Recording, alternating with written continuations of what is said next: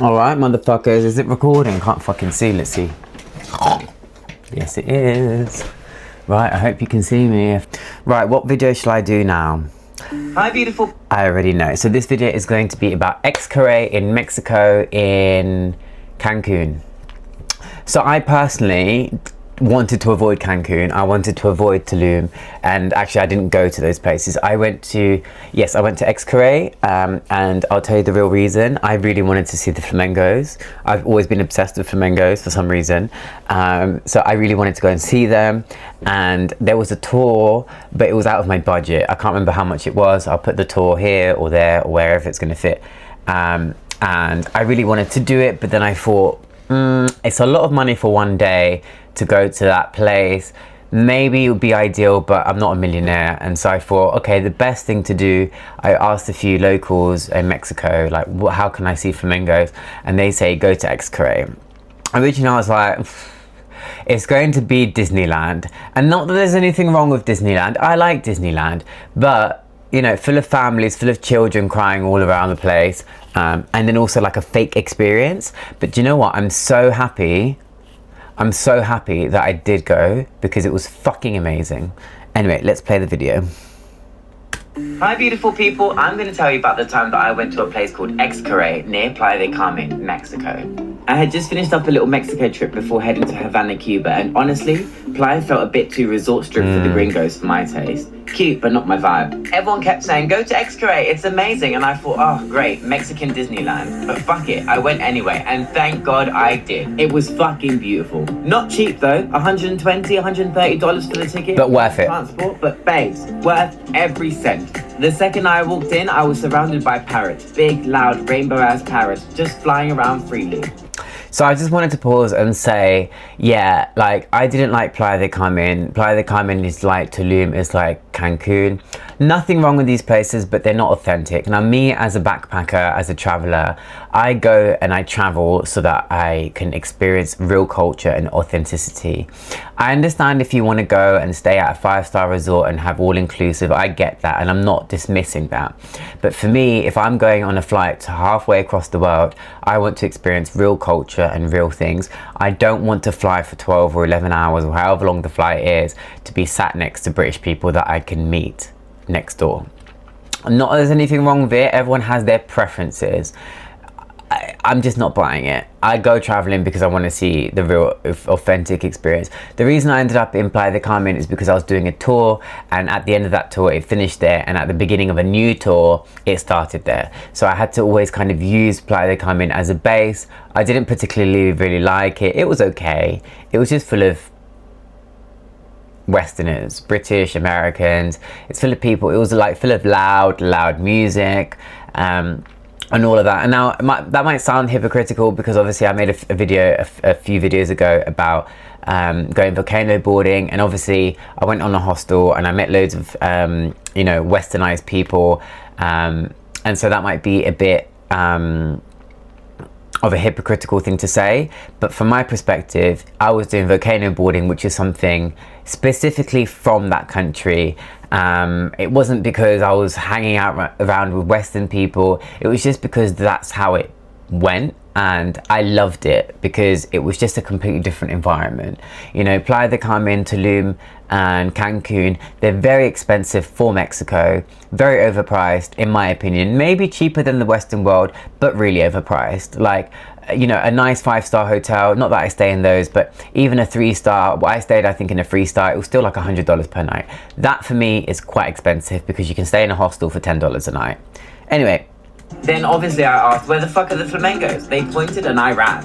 And when I saw them, honey, tall, pink, dramatic, serving gay excellence. I was obsessed. Then I wandered into the turtle area, these massive, majestic huge creatures just gliding like queens. Jellyfish floating nearby like little alien condoms. I remember when I got stung by one of these motherfuckers in Vietnam. Yeah. Everything felt so open and natural, not like a fake zoo setup.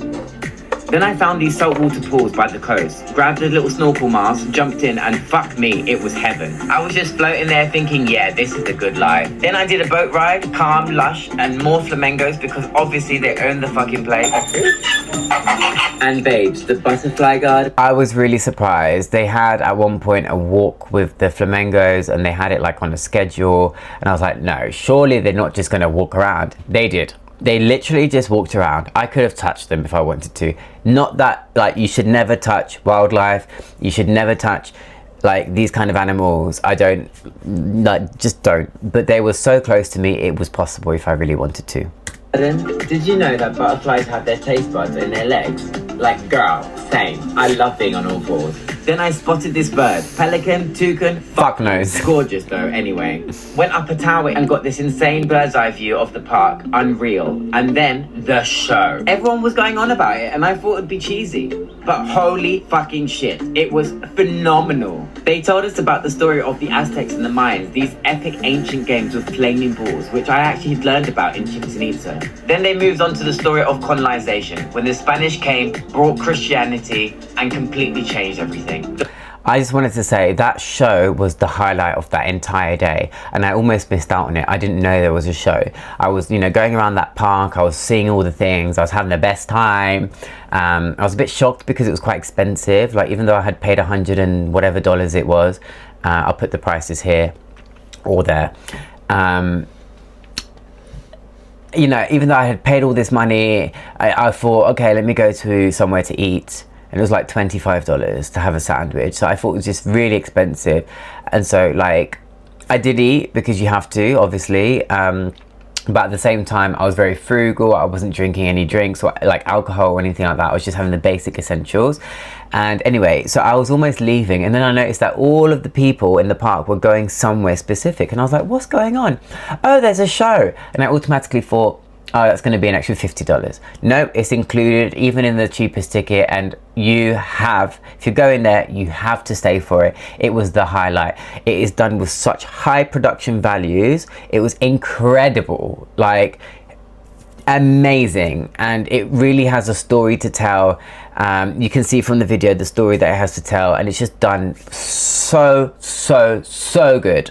The way they told it, with music, fire, animals, and dance, it was haunting and beautiful and powerful as fuck. And then they did this performance where dancers climbed a massive pole and swung upside down by ropes. Like, what the actual fuck? It was insane. By the time I left, there was a massive thunderstorm. Streets completely flooded, rain pouring like hell. I had to take off my flip-flops and just run around barefoot through the flood like some feral backpacker bitch. Stick around if you want to see what happened next. My next stop was Cuba, baby.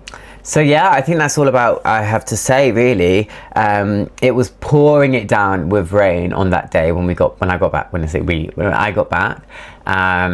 It is what it is. Sometimes you get these like flash flood moments, but it was, you know, it's part of the experience. There was this place in Playa. If I can find it, I'll put it here somewhere for you to see. If you like prawns or shrimps, oh my god, I have never had shrimps or prawns this good in my life. I can't explain it. It had this coating to it, it had this coconut flavor, and honestly, whenever I was in Playa del Carmen, I had to go there to eat it. And the rain or the flooding would not stop me. So I didn't mention it in that video, but oh my god. And I'm gonna put a photo, if I can find it, about it. So yeah, that is Xcaret. I would strongly recommend you to do it. Even if you're not staying in Cancun, if you're staying in Playa del Carmen, it's really easy with the ADO bus, ADO. They're really easily connected. It's quite cheap. Pardon me. Taxis end up being quite expensive from one to the other because it is like a 40-50 minute drive from one to the other depending on traffic. So I would recommend, you know, you look at the schedule on the ADO buses. There's even a terminal in Playa del Carmen and in all of those places. And even if the internet is, you know, you're unsure, you can just go there and ask them, and it's affordable, it's quick, it's efficient, there's lots of services. Do that instead of getting a taxi because it's not cheap, the taxis. So yeah, I hope you like the video. Please like and subscribe and leave comments if you have any questions. I am here to answer them, and I just want you to have the best time. Love you all.